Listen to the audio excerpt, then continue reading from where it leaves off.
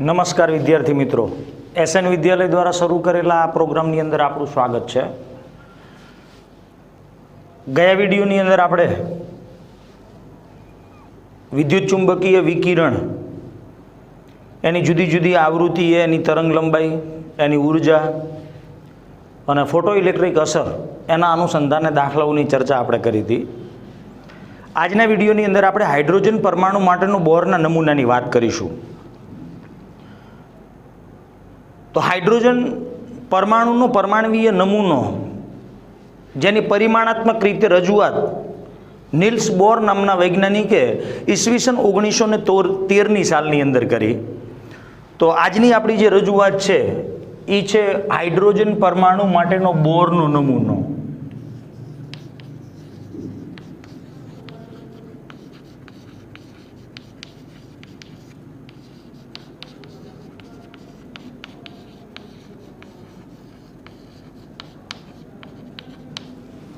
તો ઈસવીસન 1913ની સાલની અંદર નિલ્સ બોર નામના વૈજ્ઞાનિકે હાઇડ્રોજન પરમાણુની રચના અને એ હાઇડ્રોજન પરમાણુના પરિમાણવીય વર્ણપટને પરિમાણાત્મક રીતે સમજાવ્યો। આ બોરના પરમાણુ નમૂનાની અંદર કેટલીક અભિધારણાઓ રહેલી છે અને એ આ અભિધારણાઓ ઉપર આ બોરનો પરમાણુ નમૂનો રચાયેલો છે। તો બોરના પરમાણવીય નમૂનાની અભિધારણાઓ,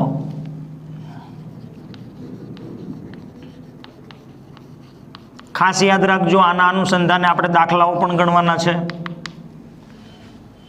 પહેલી અભિધારણા કે ભાઈ હાઇડ્રોજન પરમાણુની રચના માટે થઈ અને બોરે જે રજૂઆત કરી એ આ નમૂનાની અંદર રજૂ કરેલી છે। એણે એવું કીધું કે હાઇડ્રોજન પરમાણુમાં રહેલો ઇલેક્ટ્રોન એ હાઇડ્રોજન પરમાણુના કેન્દ્રની આસપાસ એક વર્તુળાકાર પથની અંદર ચોક્કસ અંતરે, એટલે કે ચોક્કસ ત્રિજ્યાએ અને ચોક્કસ પ્રકારની ઉર્જા સાથે ગતિ કરે છે। માની લો કે આ હાઇડ્રોજન પરમાણુ એનું કેન્દ્ર છે અને આ કેન્દ્રની આજુબાજુ વર્તુળાકાર માર્ગની અંદર એક રસ્તો છે અને એ માર્ગની અંદર આ ઇલેક્ટ્રોન ચોક્કસ અંતરે, એટલે પરમાણુના કેન્દ્રથી ચોક્કસ અંતરે, અને એ ઇલેક્ટ્રોન ચોક્કસ ઉર્જા સાથે ગતિ કરતો હોય છે। હાઇડ્રોજન પરમાણુમાં રહેલો ઇલેક્ટ્રોન એ હાઇડ્રોજન પરમાણુના કેન્દ્રની આસપાસ કેન્દ્રથી ચોક્કસ અંતરે, એટલે કે ચોક્કસ ત્રિજ્યા અને ચોક્કસ ઉર્જા સાથે એક વર્તુળાકાર પથની અંદર ગતિ કરે છે।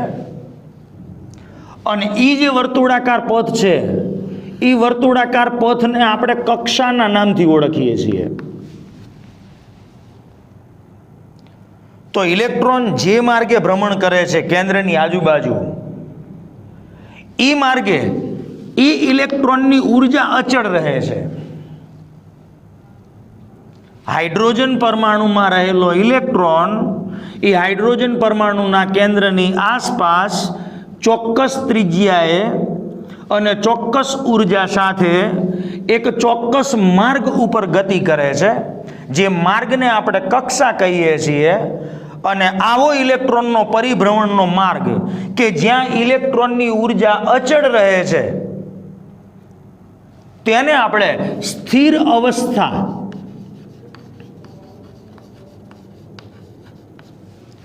અથવા તો સ્થિર કક્ષા તરીકે ઓળખીએ છીએ। પરમાણુના કેન્દ્રની આસપાસ રહેલો ઇલેક્ટ્રોનનો એવો વર્તુળાકાર માર્ગ અથવા પરિભ્રમણ માર્ગ કે જ્યાં ઇલેક્ટ્રોનની ઉર્જા અચળ રહે છે એને આપણે સ્થિર અવસ્થા અથવા તો સ્થિર કક્ષા તરીકે ઓળખીએ છીએ। અને આવી જે કક્ષાઓ છે એ કક્ષાઓ પરમાણુના કેન્દ્રની આજુબાજુ સંકેન્દ્રિત થયેલી હોય છે। ટૂંકમાં કક્ષાઓ પરમાણુના કેન્દ્રની આસપાસ આ પ્રમાણે વર્તુળાકાર માર્ગે ગોઠવાયેલી હોય છે, જેના વિશે તમે ભણ્યા છો કે પરમાણુના કેન્દ્રથી નજીક રહેલી પહેલી કક્ષા, જેને આપણે કે કહીએ છીએ, કેન્દ્રથી બીજા ક્રમે આવેલી કક્ષા જેને આપણે એલ કહીએ છીએ, ત્રીજી હોય તો એમ, ચોથી હોય તો એન. તો બોરના પરમાણુ નમૂનાની અંદર એણે આવી કક્ષાઓને ઓળખાવી કે ભાઈ પરમાણુના કેન્દ્રની આસપાસ ઇલેક્ટ્રોન વર્તુળાકાર માર્ગે ભ્રમણ કરતો હોય, એ વર્તુળાકાર માર્ગને આપણે કક્ષા કે જેમાં રહેલા ઇલેક્ટ્રોનની ઉર્જા અચળ રહે છે એટલે આપણે એને સ્થિર કક્ષા અથવા તો સ્થિર અવસ્થા તરીકે ઓળખીએ છીએ. તો આ બોરની હાઇડ્રોજન પરમાણુના પરમાણુ નમૂના માટેની પહેલી અભિધારણા. તો આવી જે કક્ષા હોય છે એ પરમાણુના કેન્દ્રથી સંકેન્દ્રિત થયેલી હોય છે, એટલે કે એની આજુબાજુ આ પ્રમાણે વર્તુળાકાર રીતે ગોઠવાયેલી હોય છે. બીજી અભિધારણા કે ભાઈ પરમાણુના કેન્દ્રની આજુબાજુ જે માર્ગે ઇલેક્ટ્રોન પરિભ્રમણ કરે છે એને આપણે કક્ષા કહીએ છીએ, અને આ કક્ષામાં રહેલા ઇલેક્ટ્રોનની ઉર્જા સમયની સાથે બદલાતી નથી. એટલે કક્ષામાં રહેલા ઇલેક્ટ્રોન એની ઉર્જા એ અચળ રહે છે, સમય સાથે બદલાતી નથી.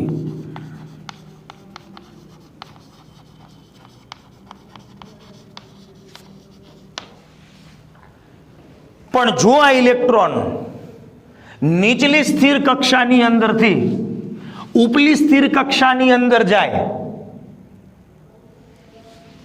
કેન્દ્રની નજીક રહેલી આ જે કક્ષા છે એમાં રહેલો ઇલેક્ટ્રોન ઉપલી જે સ્થિર કક્ષા છે એની અંદર જાય, એટલે નીચલી કક્ષામાંથી ઉપલી કક્ષાની અંદર ઇલેક્ટ્રોનને જવું હોય તો એને ઉર્જાનું શોષણ કરવું પડે. તો જ્યારે ઇલેક્ટ્રોન નીચલી ઉર્જાવાળી કક્ષામાંથી ઉપલી ઉર્જાવાળી કક્ષાની અંદર જશે ત્યારે ઇલેક્ટ્રોનનું શોષણ કરશે. એ જ રીતે ઇલેક્ટ્રોન ઉપલી ઉર્જાવાળી કક્ષકમાંથી નીચલી ઉર્જાવાળી કક્ષકની અંદર આવશે, કક્ષાની અંદર આવશે ત્યારે ઇલેક્ટ્રોનનું ઉત્સર્જન કરશે. ટૂંકમાં જે તે કક્ષાની અંદર ભ્રમણ કરતા ઇલેક્ટ્રોનની ઉર્જા અચળ રહે, પણ જો ઇલેક્ટ્રોન નીચી ઉર્જાવાળી કક્ષામાંથી ઊંચી ઉર્જાવાળી કક્ષામાં જાય અવશોષણ કરીને, અથવા ઊંચી ઉર્જાવાળી કક્ષામાંથી નીચી ઉર્જાવાળી કક્ષામાં આવે ઇલેક્ટ્રોન ઉર્જાનું ઉત્સર્જન કરીને, તો એની ઉર્જાની અંદર ફેરફાર થાય છે. ટૂંકમાં નીચી ઉર્જાવાળી કક્ષામાંથી ઊંચી ઉર્જાવાળી કક્ષામાં જવા માટે ઉર્જાનું શોષણ કરશે, પણ ઊંચી ઉર્જાવાળી કક્ષામાંથી નીચી ઉર્જાવાળી કક્ષાની અંદર દાખલ થવા માટે એ ઉર્જાનું ઉત્સર્જન કરશે. અને આવો જે ઉર્જાનો ફેરફાર છે એ સતતપણે થતો નથી. તો આ બોરના પરમાણુ નમૂનાની બીજી અભિધારણા છે. ત્રીજી અભિધારણા કે ભાઈ આ જે સ્થિર કક્ષાઓ છે, માની લો કે આ પહેલી સ્થિર કક્ષા, બીજી સ્થિર કક્ષા. સ્થિર કક્ષા આપણે એટલે કીધી છે કે એમાં ભ્રમણ કરતા ઇલેક્ટ્રોનની ઉર્જા અચળ રહે છે, જે બદલાતી નથી. હા, એક કક્ષામાંથી બીજી કક્ષામાં ઇલેક્ટ્રોન જાય તો ઉર્જાનો ફેરફાર થાય છે, પણ આવો ઉર્જાનો ફેરફાર સતત થતો નથી. તો આવી બે જુદી જુદી સ્થિર કક્ષાઓ હોય અને બે સ્થિર કક્ષાઓ વચ્ચેનો ઉર્જાનો તફાવત આપણે મેળવવો હોય તો બે સ્થિર કક્ષાઓ વચ્ચેનો ઉર્જાનો તફાવત,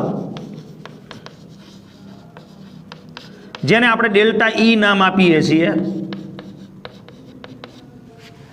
આજે ઉર્જાનો તફાવત ડેલ્ટા ઈ હોય તો એમાં ઇલેક્ટ્રોનની સંક્રાંતિ થાય છે. એટલે કે ઇલેક્ટ્રોન નીચલી ઉર્જાવાળી કક્ષામાંથી ઉપલી ઉર્જાવાળી કક્ષામાં જાય ત્યારે અવશોષણ કરીને ગયો હોય, ઉપલી ઉર્જાવાળી કક્ષામાંથી નીચલી ઉર્જાવાળી કક્ષામાં આવ્યો હોય ત્યારે ઇલેક્ટ્રોનનું એને ઉત્સર્જન કર્યું હોય, તો એ ઉર્જા એ અવશોષણ પામેલી કે ઉત્સર્જિત પામેલી જે આવૃત્તિ છે, આ વિકિરણની આવૃત્તિના સાથે ચોક્કસ પ્રકારનો સંબંધ ધરાવે છે. બે સ્થિર કક્ષાઓ વચ્ચેનો ઉર્જાનો તફાવત ડેલ્ટા ઈ એ ઇલેક્ટ્રોનના સંક્રમણ દરમિયાન અવશોષિત કે ઉત્સર્જિત વિકિરણની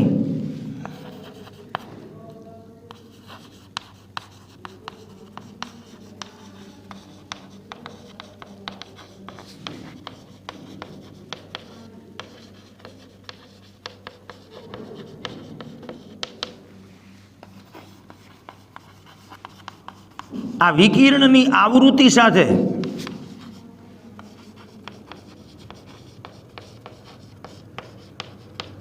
એક ચોક્કસ પ્રકારનો સંબંધ દર્શાવે છે અને જેને આપણે આ પ્રમાણે રજૂ કરી શકીએ કે ભાઈ ઉર્જા એ આવૃત્તિના સમપ્રમાણમાં હોય છે. ચલન દૂર કરીને બરાબર લખીએ તો આપણે અહીંયા પ્લાન્કનો અચળાંક લખીએ છીએ. તો આનો ઉપયોગ કરી અને આપણે આવૃત્તિ શોધી શકીએ કે ભાઈ આવૃત્તિ is equal to delta E ના છેદમાં એચ. હવે ડેલ્ટા ઈ એટલે તો કે બે સ્થિર કક્ષાઓ વચ્ચે રહેલો ઉર્જાનો તફાવત છે. હવે ઉર્જાનો તફાવત એટલે એક કક્ષાની ઉર્જામાંથી બીજી કક્ષાની ઉર્જાને આપણે બાદ કરીશું. એટલે હું આવું લખી શકું કે ડેલ્ટા ઈ એટલે E2 માઇનસ E1. આ જુદી જુદી બે કક્ષાઓમાં રહેલા ઇલેક્ટ્રોનની ઉર્જા છે. E1 એ નીચી ઉર્જા વાળી કક્ષા છે. નીચી ઉર્જા વાળી જે કક્ષા છે આ નીચા ઉર્જા સ્તરની ઉર્જા.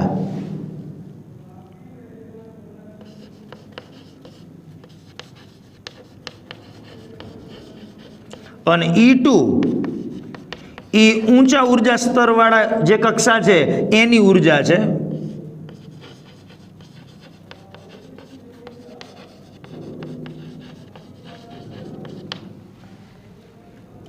E1 એ નીચા ઉર્જા સ્તર વાળી જે કક્ષા છે એ ઉર્જા સ્તરની ઉર્જા છે અને E2 એ ઊંચા ઉર્જા સ્તર વાળી જે કક્ષા છે એની અંદર રહેલા ઇલેક્ટ્રોનની ઉર્જા છે.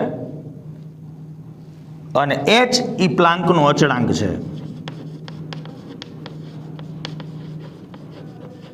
જેની કિંમત આપણને ખબર છે, આગળ દાખલાઓમાં પણ ઉપયોગમાં લીધેલી છે. તો આવી બે કક્ષાઓ વચ્ચેનો જે ઉર્જાનો તફાવત છે એ ઉર્જાના તફાવતને આપણે આવૃત્તિ સાથે આ એક પ્રકારના સંબંધથી દર્શાવીએ છીએ, જેને આપણે બોરના આવૃત્તિ નિયમ તરીકે ઓળખીએ છીએ. તો આ બોરના પરમાણ્વીય નમૂનાની ત્રીજી અભિધારણા છે. ચોથી અભિધારણા કે ભાઈ બોર નામના વૈજ્ઞાનિકે હાઇડ્રોજન પરમાણુની રચના માટે એના નમૂનાની અંદર ચોથી કઈ અભિધારણા રજૂ કરી? તો ચોથી અભિધારણાની અંદર એણે એવું કીધું કે ઇલેક્ટ્રોન ફક્ત એવી જ કક્ષાની અંદર પરિભ્રમણ કરી શકે. ઇલેક્ટ્રોન ફક્ત એવી કક્ષામાં જ પરિભ્રમણ કરે છે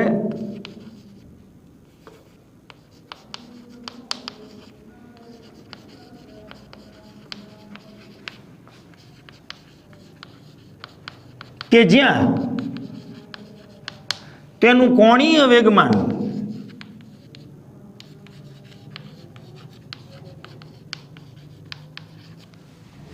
ઇલેક્ટ્રોન ફક્ત એવી જ કક્ષાની અંદર પરિભ્રમણ કરી શકે કે જ્યાં તેનું કોણીય વેગમાન mvr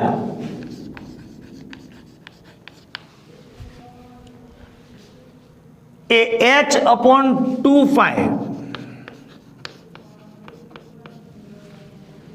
h/2π ના કોઈ પણ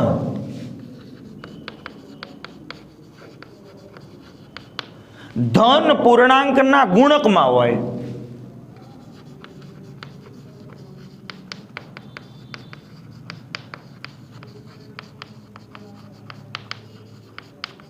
દાખલા તરીકે ઇલેક્ટ્રોન પહેલી કક્ષાની અંદર ભ્રમણ કરતો હોય તો પહેલી કક્ષાની અંદર ઇલેક્ટ્રોનનું કોણીય વેગમાન h/2π એનો કોઈ પણ ધન પૂર્ણાંક, એ ધન પૂર્ણાંક એટલે n, પહેલી કક્ષા હોય તો n એક મૂકી દઈએ તો પહેલી કક્ષામાં એનું કોણીય વેગમાન h/2π થાય.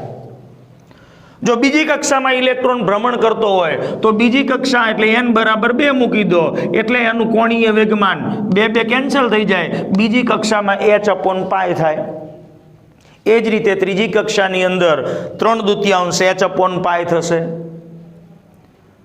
તો ઇલેક્ટ્રોન ફક્ત એવી જ કક્ષાની અંદર પરિભ્રમણ કરી શકે જ્યાં ઇલેક્ટ્રોનનું કોણીય વેગમાન એ nh/2π ના કોઈ પણ ધન પૂર્ણાંકના ગુણકમાં હોય અને આ ધન પૂર્ણાંક એટલે જે તે કક્ષાનો નંબર. તો આવી જે કક્ષા છે કે જ્યાં ઇલેક્ટ્રોનનું કોણીય વેગમાન h/2π ના કોઈ પણ ધન પૂર્ણાંકના ગુણકમાં હોય આવી કક્ષાને આપણે સ્વીકાર્ય અથવા તો માન્ય કક્ષા કહીએ છીએ.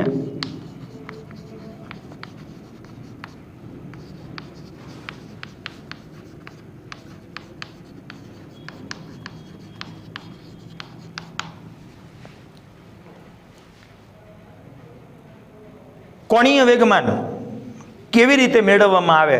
તો રેખીય વેગમાન મેળવવું હોય તો એની અંદર આપણે એ ગતિ કરતા કણનું દળ અને એનો વેગ આ બેનો ગુણાકાર કરીએ છીએ, એટલે દળ અને વેગના ગુણનફળથી આપણને એનું રેખીય વેગમાન મળે.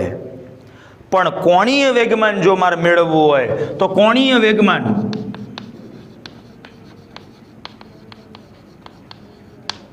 એ જડત્વની ચાક માત્રા અને કોણીય વેગ આ બેના ગુણનફળથી આપણને મળે છે. અને ઈ ઇલેક્ટ્રોન જે માર્ગે ભ્રમણ કરતો હોય છે એની જડત્વની ચાક માત્રા MER², એટલે જડત્વની ચાક માત્રા જેને આપણે I કહીએ છીએ, અને એને કોણીય વેગ તો કે આના upon R, એટલે RR જતો રહે એટલે કોણીય વેગમાન MVR આપણને મળશે. તો બોરના પરમાણુ નમૂનાની અંદર આવી જુદી જુદી અભિધારણાઓ હાઇડ્રોજન પરમાણુની રચના માટે સમજાવેલી છે. તો ઇલેક્ટ્રોન જે કક્ષાની અંદર ભ્રમણ કરતો હોય છે આવી કક્ષા કે જેમાં ઇલેક્ટ્રોનની ઉર્જા અચળ રહે છે, જેને આપણે સ્થિર કક્ષા કહીએ છીએ, અને સ્થિર કક્ષાઓને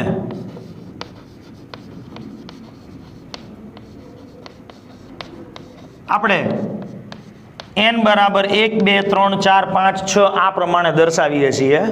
અને આવી સ્થિર કક્ષાને મુખ્ય ક્વોન્ટમાંક કહે છે.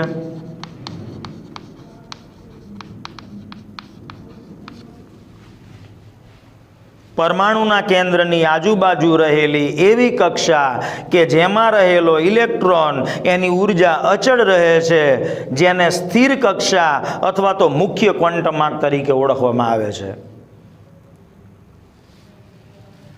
ત્યાર પછી આ નમૂનાની અંદર એવી રજૂઆત કરવામાં આવી કે ભાઈ જે તે કક્ષાની અંદર ઇલેક્ટ્રોન ભ્રમણ કરતો હોય ત્યારે એ કક્ષાનું પરમાણુના કેન્દ્રથી અંતર કેટલું? તો તે જે કે કક્ષાની ત્રિજ્યા, તો કક્ષાની ત્રિજ્યા આપણે માપવી હોય, માની લો કે nમી કક્ષા છે, તો એ nમી કક્ષાની આપણે ત્રિજ્યા માપવી હોય તો Rn, એનું સૂત્ર છે h²/4π² m²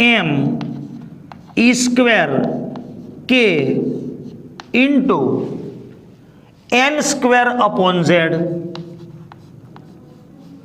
જે તે કક્ષાની અંદર સ્થિર કક્ષાની અંદર અથવા nમી કક્ષાની અંદર ઇલેક્ટ્રોન ગતિ કરતો હોય તો આ કક્ષાનું કેન્દ્રથી અંતર અથવા તો ઈ કક્ષાની ત્રિજ્યા, જેને આપણે બોર કક્ષાની ત્રિજ્યા તરીકે ઓળખીએ છીએ, અને એનું સૂત્ર આ છે, જ્યાં h એટલે પ્લાન્કનો અચળાંક છે, પાઈ એની વેલ્યુ આપણે જાણીએ છીએ, me એટલે ઇલેક્ટ્રોનનું દળ છે, E જે ઇલેક્ટ્રોનનો વીજભાર છે જેનું મૂલ્ય છે 1.6 × 10⁻−19 કુલમ, અને K કેન્દ્ર અને ઇલેક્ટ્રોન વચ્ચે પ્રવર્તતું આ જે કુલંબિક આકર્ષણ બળ છે જેનું મૂલ્ય છે 9 × 10⁹ ન્યૂટન મીટર સ્ક્વેર પ્રતિ કુલમ સ્ક્વેર.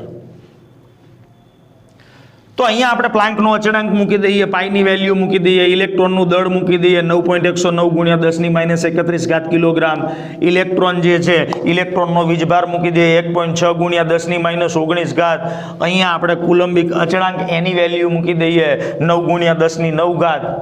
તો એ બધી જ સંખ્યાઓ દ્વારા આપણને એક ચોક્કસ મૂલ્ય મળે છે જે તે એકમમાં. તો આ જે કૌંસની અંદર દર્શાવેલી વિગતો છે અને આપણે A0 વડે દર્શાવી દઈએ તો આપણને જે તે કક્ષાની ત્રિજ્યાનું સૂત્ર મળશે કે ભાઈ Rn પહેલી કક્ષાની હોય તો n એક પહેલી કક્ષા માટે, બીજી કક્ષાની હોય તો n બરાબર 2 મૂકવાના, તો n²/z. હવે અહીંયા આપણે જુદા જુદા એકમોની અંદર આ બધી વેલ્યુઓ મૂકીએ, પ્લાન્કના અચળાંકની, ઇલેક્ટ્રોનનો વીજભાર, કુલંબિક અચળાંકની, એટલે એ વેલ્યુ આપણને જે તે એકમની અંદર એક ચોક્કસ પ્રમાણની અંદર મળે છે. માની લો કે પીએમની અંદર આપણે શોધવું હોય તો એ મૂલ્ય આપણને 52.9 મળે છે ઇન્ટુ n²/z. એટલે પાઇકોમીટર નામના એકમની અંદર જે તે કેન્દ્રથી કક્ષાની આપણે ત્રિજ્યા શોધવી હોય તો આપણે આ સૂત્રનો ઉપયોગ કરી શકીએ. એને આપણે જો મીટરની અંદર ફેરવવા હોય તો 1 મીટર બરાબર 10⁻12 pm છે. તો pm ને મીટરમાં ફેરવવા હોય તો 52.9 ગુણ્યા 10⁻12 ઇન્ટુ n²/z આટલા મીટર થશે.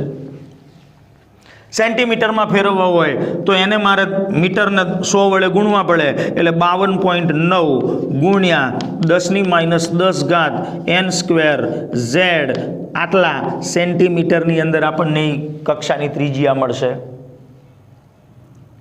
અને એ જ રીતે મારે એંગસ્ટ્રોમની અંદર ફેરવવા હોય તો 1 મીટર બરાબર 10⁻10 એંગસ્ટ્રોમ છે એટલે એ 10 અહીંથી કેન્સલ થઈ જાય તો 0.529 ઇન્ટુ n²/z આટલા એંગસ્ટ્રોમ એ પરમાણુની કેન્દ્રથી જે તે કક્ષાની આપણને ત્રિજ્યા મળે. જ્યાં n એટલે કક્ષાનો ક્રમ નંબર અને z એટલે જે તે પરમાણુનો પરમાણુ ક્રમાંક. એ તમે આ સૂત્રની અંદર મૂકી દો એટલે પરમાણુના કેન્દ્રથી જે તે અંતરે રહેલી કક્ષાની આપણને ત્રિજ્યા મળી જાય. પણ અહીં રજૂ કરેલું આ જે સૂત્ર છે એ જુદા જુદા આવા એક ઇલેક્ટ્રોન ધરાવતા જે પ્રણાલીઓ હોય, દાખલા તરીકે હાઇડ્રોજનની અંદર 1 ઇલેક્ટ્રોન છે તો એના માટે આપણે આ સૂત્ર વાપરી શકીએ. હિલિયમ પ્લસ જેમાં 1 ઇલેક્ટ્રોન છે એના માટે આ સૂત્ર વાપરી શકીએ. લિથિયમ +2 એમાં 1 ઇલેક્ટ્રોન છે. બેરિલિયમ +3. તો આવા એક ઇલેક્ટ્રોન ધરાવતી પ્રણાલીમાં રહેલી જે તે કક્ષાની કેન્દ્રથી અંતર અથવા તો ત્રિજ્યા આપણે આ સૂત્રનો ઉપયોગ કરી અને મેળવી શકીએ. સાથે સાથે આપણે એની સરખામણી પણ કરી શકીએ કે ભાઈ જે તે કક્ષાની ત્રિજ્યા, દાખલા તરીકે પહેલી કક્ષાની ત્રિજ્યા એને આપણે નામ આપી દઈએ Rn1. તો એ કક્ષાની ત્રિજ્યા એનો જે પરમાણુ ક્રમાંક છે એ પરમાણુ ક્રમાંક અને એની જે તે કક્ષા છે તો એ કક્ષાના અનુસંધાને આપણને આવું મળે કે ભાઈ n1²/z1². આ પહેલી કક્ષાની ત્રિજ્યા A0. બીજી કક્ષાની આપણે ત્રિજ્યા ગોતવી હોય તો Rn2 બરાબર A0 ઇન્ટુ n2²/z1². સોરી, અહીંયા Z1 જ છે, અહીંયા Z2. પરમાણુ ક્રમાંક Z છે. અને હવે આના ઉપરથી આપણે બેની સરખામણી કરીએ તો આવું લખી શકીએ કે Rn1/Rn2 બરાબર A0 તો કેન્સલ થઈ જશે, n1²/z1 અહીંયા n2² ગુણ્યા Z2. તો એક ઇલેક્ટ્રોન ધરાવતી પ્રણાલી માટે આપણે આ સૂત્ર વાપરી શકીએ. તો આ સૂત્ર ઉપરથી આપણને એવી ખબર પડે કે ભાઈ જેમ કક્ષાનો નંબર વધે એટલે કે ઇલેક્ટ્રોન કેન્દ્રથી વધુ દૂર જાય, એનો અર્થ કે એ ત્રિજ્યાનું મૂલ્ય પણ વધશે. જેમ જેમ n નું મૂલ્ય વધે એટલે કે મુખ્ય ક્વોન્ટમમાં કક્ષાનો નંબર વધે એમ ઇલેક્ટ્રોન કેન્દ્રથી દૂર જતો જશે, પરિણામે એની ત્રિજ્યા પણ વધશે. ત્યાર પછી જે તે કક્ષાની અંદર ભ્રમણ કરતા ઇલેક્ટ્રોનની ઉર્જા એની મારે વાત કરવી છે. જે તે કક્ષામાં ભ્રમણ કરતા ઇલેક્ટ્રોનની ઉર્જા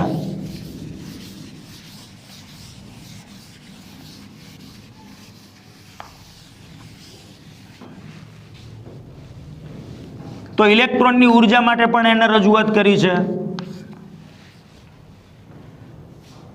જે તે કક્ષાની અંદર ભ્રમણ કરતા ઇલેક્ટ્રોન સાથે સંકળાયેલી ઉર્જા જો મારે મેળવવી હોય તો એ સંકળાયેલી ઉર્જાનું સૂત્ર આ પ્રમાણે રજૂ કર્યું કે ભાઈ જે તે કક્ષા એટલે nમી કક્ષાની અંદર રહેલી ઇલેક્ટ્રોનની ઉર્જા બરાબર -RH ઇન્ટુ Z² એટલે 1/n², અહીંયા Z². જ્યાં Z એટલે પરમાણુ ક્રમાંક, જે તે પરમાણુનો પરમાણુ ક્રમાંક, અને n એટલે કક્ષાનો નંબર. તો જે તે કક્ષાની અંદર રહેલા ઇલેક્ટ્રોનની મારે ઉર્જા શોધવી હોય તો હું આ સૂત્રનો ઉપયોગ કરી શકું. દાખલા તરીકે પહેલી કક્ષાની અંદર મારે ઉર્જા ગણવી છે, તો પહેલી કક્ષામાં રહેલી ઉર્જાને હું નામ આપી દઉં E1, તો માઇનસ રીટ્ઝબર્ગનો અચળાંક 1/, હાઇડ્રોજન પરમાણુ માટે. તો હાઇડ્રોજન પરમાણુ માટે પહેલી કક્ષાની અંદર રહેલા ઇલેક્ટ્રોનની ઉર્જા ગણવી હોય તો n બરાબર 1 એટલે 1/2. હાઇડ્રોજન પરમાણુનો પરમાણુ ક્રમાંક 1 છે, 1/2 1. માની લો કે મારે બીજી કક્ષાની અંદર રહેલા હાઇડ્રોજનના ઇલેક્ટ્રોનની મારે ઉર્જા ગણવી છે, તો બીજી કક્ષાની અંદર ઉર્જા E2 બરાબર -RH 1/ બીજી કક્ષામાં છે એટલે 2/2 4 ઇન્ટુ હાઇડ્રોજન પરમાણુનો પરમાણુ ક્રમાંક તો કે 1. તો રીટ્ઝબર્ગનો જે અચળાંક છે એની વેલ્યુ પણ આપણે યાદ રાખવાની છે. એ છે 2.18 ગુણ્યા 10⁻18 આટલા જૂલ. તો જે તે કક્ષાની અંદર ભ્રમણ કરતા ઇલેક્ટ્રોનની ઉર્જા એને આપણે આ સૂત્રનો ઉપયોગ કરી અને મેળવી શકીએ. હવે પ્રશ્ન એ થાય કે ભાઈ અહીંયા આપણે ઇલેક્ટ્રોનની ઉર્જા જે તે કક્ષાની અંદર મેળવીએ ત્યારે અહીંયા આગળ ઋણ નિશાની આપણે મૂકેલી છે, કારણ કે જે તે કક્ષાની અંદર ભ્રમણ કરતા ઇલેક્ટ્રોનની ઉર્જાનું મૂલ્ય એ ઋણ હોય છે. જો પરમાણુમાં રહેલો ઇલેક્ટ્રોન કેન્દ્રની અસર હેઠળ ના હોય એટલે મુક્ત હોય તો એવા ઇલેક્ટ્રોનની ઉર્જાનું મૂલ્ય આપણે શૂન્ય સ્વીકારી લીધેલું છે, કારણ કે આવા મુક્ત ઇલેક્ટ્રોનની ઉર્જા એનું મૂલ્ય ઓછું હોય છે.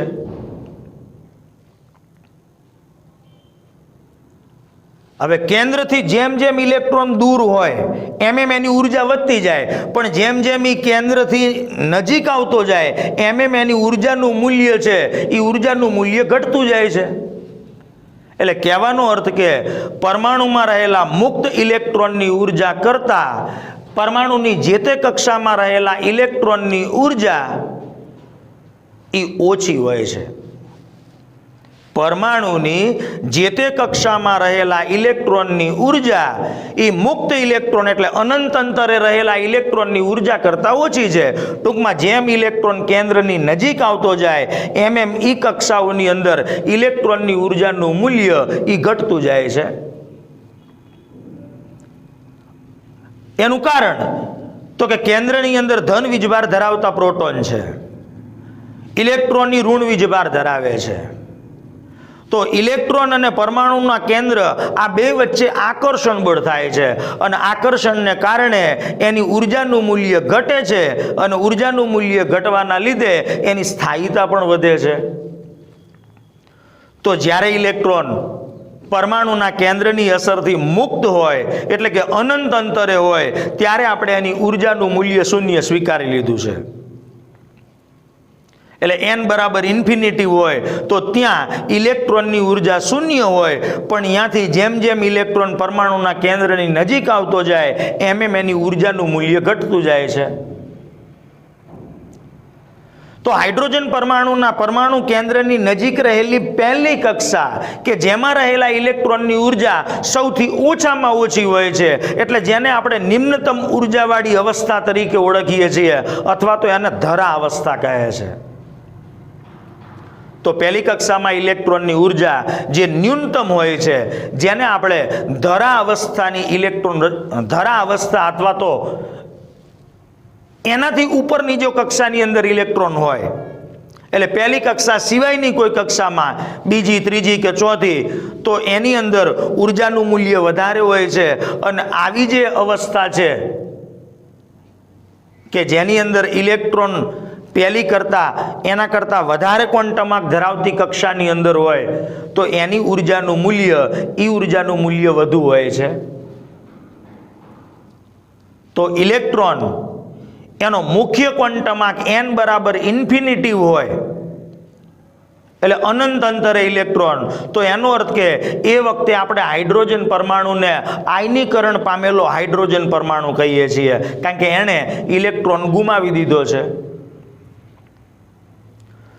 તો બોર નામના વૈજ્ઞાનિકે રજૂ કરેલી આ વિગતો અથવા તો બોર પરમાણુ નમૂનાનો આ સિદ્ધાંત જે પરમાણુ કે આયનની અંદર એક ઇલેક્ટ્રોન હોય આવી દરેક પ્રણાલીને એટલે કે hydrogen, helium plus, Li+2, beryllium +3 આ બધાને આપણે લાગુ પાડી શકીએ. તો જે તે કક્ષાની અંદર રહેલા ઇલેક્ટ્રોનની ઉર્જા એને આપણે આ સૂત્રનો ઉપયોગ કરી અને મેળવી શકીએ. તો ઉર્જાનું આપણે સૂત્ર આ પ્રમાણે લખી શકીએ કે ભાઈ જે તે કક્ષાની અંદર ઇલેક્ટ્રોનની ઉર્જા En બરાબર -2.18 ગુણ્યા 10⁻18 1/n² Z². તો જે તે કક્ષામાં રહેલા ઇલેક્ટ્રોનની ઉર્જા એને આપણે આ સૂત્રનો ઉપયોગ કરીને મેળવીશું. પરમાણુના કેન્દ્રની જે ત્રિજ્યા છે એ ત્રિજ્યાનું આપણે સૂત્ર મેળવી નાખ્યું કે ભાઈ પરમાણુના કેન્દ્રની ત્રિજ્યાનું સૂત્ર શું? તો કે Rn બરાબર એંગસ્ટ્રોમમાં મેળવવું હોય તો આ મૂલ્ય, સેન્ટીમીટરમાં મેળવવું હોય તો આ મૂલ્ય, પાઇકોમીટરમાં મેળવવું હોય તો આ મૂલ્ય. તો આ જે સૂત્ર છે એ જે તે એક ઇલેક્ટ્રોન ધરાવતી પ્રણાલીની જે તે કક્ષામાં રહેલી ઇલેક્ટ્રોનની ઉર્જાનું સૂત્ર આ અને એનું કેન્દ્રથી અંતર અથવા તો એ કક્ષાની ત્રિજ્યા આપણે આ સૂત્રનો ઉપયોગ કરીને મેળવીશું. અને છેલ્લે આવશે કે ભાઈ જે તે કક્ષામાં ભ્રમણ કરતા ઇલેક્ટ્રોનનો વેગ. તો જે તે કક્ષામાં ભ્રમણ કરતા ઇલેક્ટ્રોનના આપણે વેગની વાત કરવી છે.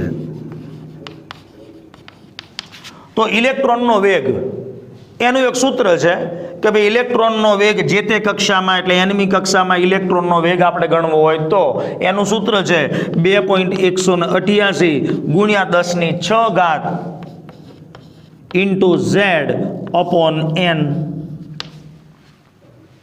અને અહીંયા આપણને આ સૂત્ર દ્વારા જે તે કક્ષામાં ઇલેક્ટ્રોનનો વેગ મીટર પ્રતિ સેકન્ડ નામના એકમની અંદર મળશે. તો આ વેગના સૂત્ર ઉપરથી આપણને એવી ખબર પડે છે કે જેમ જેમ કેન્દ્રનો ધન વીજભાર વધે અથવા તો કેન્દ્રની અંદર જેમ જેમ પ્રોટોનની સંખ્યા વધે એમ એનો વેગ વધે છે. તો કેન્દ્રના ધન વીજભારના વધારા સાથે પરમાણુની કક્ષામાં ઇલેક્ટ્રોનનો વેગ વધે છે અને જેમ જેમ મુખ્ય ક્વોન્ટમ આંક nનું મૂલ્ય વધે તો એના વધારા સાથે એ જે તે કક્ષામાં ઇલેક્ટ્રોનના વેગનું મૂલ્ય ઘટે છે. તો હાઇડ્રોજન પરમાણુની પરમાણુવીય રચના માટે બોર નામના વૈજ્ઞાનિકે આ નમૂનાની અંદર આવી રજૂઆત જે તે કક્ષાનું કેન્દ્રથી અંતર એટલે કે પરમાણુવીય ત્રિજ્યા, જે તે કક્ષામાં ભ્રમણ કરતા ઇલેક્ટ્રોનની ઉર્જા, જે તે કક્ષામાં ભ્રમણ કરતા ઇલેક્ટ્રોનનો વેગ, જુદી જુદી જે બે માન્ય કક્ષાઓ છે એમની વચ્ચે રહેલો ઉર્જાનો તફાવત આવા સૂત્રો દ્વારા આપણે મેળવી શકીએ. તો બોરે હાઇડ્રોજન પરમાણુનો જે પરમાણુવીય વર્ણપટ રજૂ કર્યો છે કે જેની અંદર જુદી જુદી આવી શ્રેણીઓ મળે છે, લાયમન શ્રેણી, બામર, પાસ્યન, બ્રેકેટ આવી બધી શ્રેણીઓની રજૂઆત આપણે આવતા વિડીયોની અંદર કરીશું. નમસ્કાર.